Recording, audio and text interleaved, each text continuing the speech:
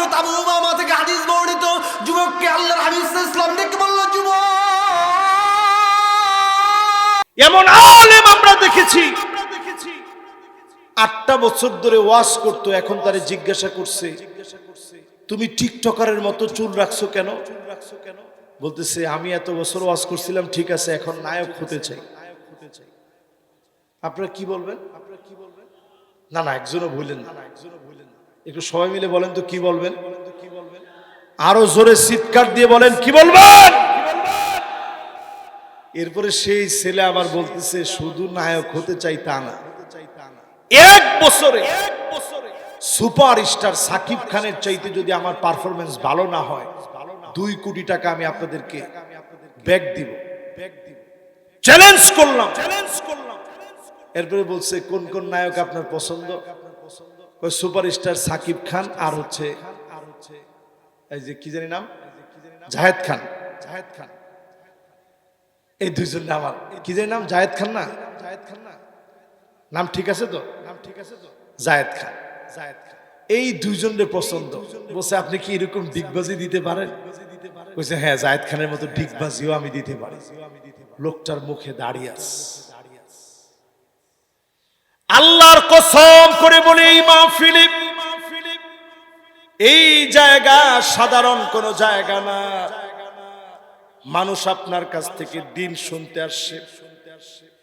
এই জনগণ এই মুহূর্তে আপনার কাছে আমানত, শ্রোতাগুলো আপনার কাছে আমানত।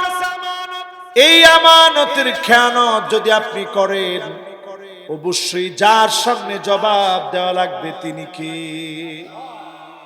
আরেকজন বক্তারে নিচে মোটিভেশনাল স্পিকার, কোন বেঠিক? এরকম বক্তার ওয়াজ যদি শুনেন, ফানজুরু আম্মান তাখুযুনা দীনাকুম, চুলের গোড়া থেকে নিয়ে পায়ের তালু পর্যন্ত লক্ষ্য করবেন। বক্তার ভিতরে যদি সুন্নত না থাকে, এই বক্তার ওয়াজ শোনা যাবে? ফতোয়া দেন যাবে?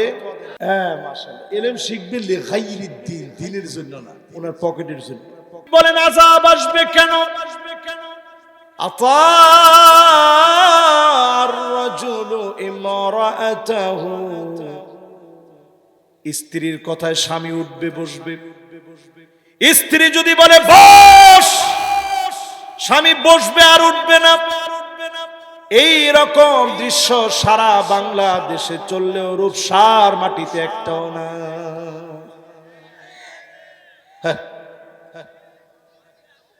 এরকম ঘটনা কি আসলে আছে? স্ত্রীদের কথায় চলেন?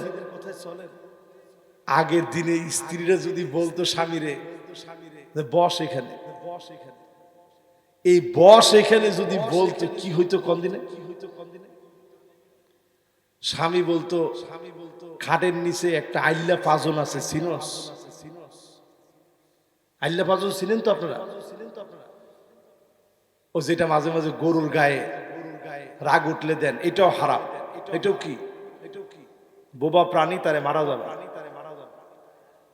যদি খালি স্ত্রী বলতো বস, আপনি বলতেন আইল্লা পাজনটা মাঝে মাঝে একটু জিয়ারত করিস। রাগ উঠলে কিরাম পিটাতে পারি তা তো জানো। আর এখনকার স্ত্রীরা কথায় কথায় বলে বস, জামাই করে ঠিক আছে, ওঠ ঠিক আছে।